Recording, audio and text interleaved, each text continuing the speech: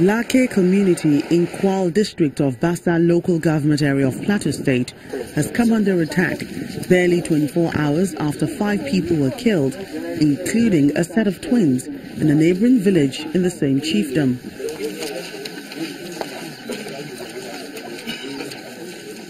This time 4 children were killed in this latest attack, and the villagers are suspecting that it may have been carried out by herdsmen.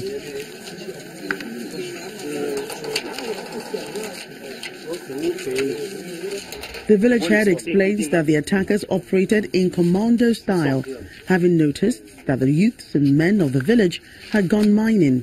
When they hear the song, everybody have begin to look where they can hide by himself. So there's one woman where she born, she now raised here we. So after when they came, she saw them.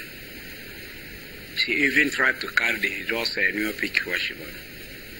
She had to begin to be following her, but government that outside. But all the children when they're there, they want to hide themselves, and then they come fire at them. So that old papa therefore they go hide by themselves, but he just look. But the way when they came, but they are coming by no all our own, no at least 5 minutes they do. Before these people when they're there for the area, they will come out, they already make the attack finish. That's all the thing went. Daraba Yohana is the mother of 2 of the children killed during the attack. She narrates how the children were still playing under the moonlight when she heard the sound of gunshots. She says within a few minutes the place was surrounded by gunmen, shooting sporadically and killing 4 of the children who were running to safety. The police public relations officer for Plateau State Command says the police commissioner has ordered the deployment of security operatives to the area. We are not resting on that. He has employed visibility policing by deploying more security presence in the area to give the people confidence and again to deter the attack on the community. In recent times, communities in Irigwe chiefdom of Bassa local government area have come under attack from suspected herdsmen, forcing some residents to abandon their ancestral homes for fear of more attacks.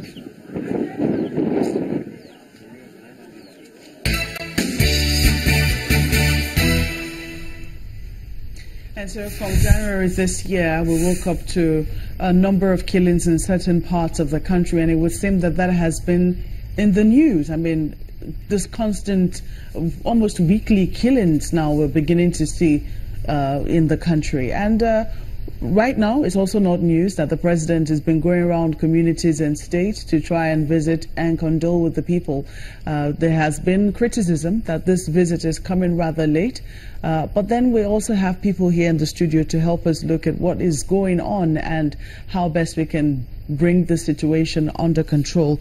Joining us right now is Shield Wazura, who is the Director General of Good Governance, the PDP National Coordinator, PDP Good Governance Group, and Osita Okechukwu, who is the Director General of the Voice of Nigeria. Gentlemen, you're both welcome to Sunrise Daily. Thank you. Good morning. Good morning. Well, there's no way we can be watching that and, you know, be in happy and bright mood this morning, because we do know that a number of communities are in mourning. When you see this type of news on, you know, on television almost on a weekly basis, you had a radio station here in Nigeria, the Director General, Voice of Nigeria, the voice of Nigeria to the outside world. How do you think that, you know, how do you project? Do you find it a challenge projecting Nigeria as a safe place with this constant killings that we hear almost on a weekly basis? I think it's a very pathetic situation. Very pathetic. And everybody's worried. What we're now talking about is solutions. Solutions. Solutions. I've heard people express their own solutions in different manner. And the thing I know on my own side is that I know that President Muhammadu Buhari and the leadership of this government is worried, not happy, because at the last count, we're heading to about 2,000 in the first quarter of 2018. And when you look at the problems, you could understand that these are people that existed for years. It's becoming difficult because these are not conventional warfare, where you will say that intelligence has gathered that these are masked somewhere.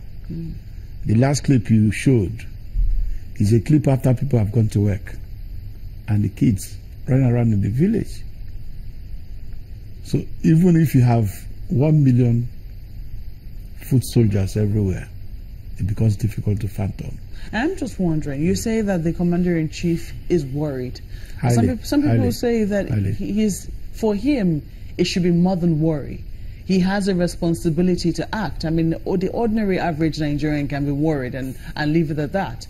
But for the Commander-in-Chief, his worry has to go beyond that. It has to go to the level of responsibility, taking to task those who have the responsibility of protecting lives and property. So far, so good. Nobody has been sacked. Nobody has been fired.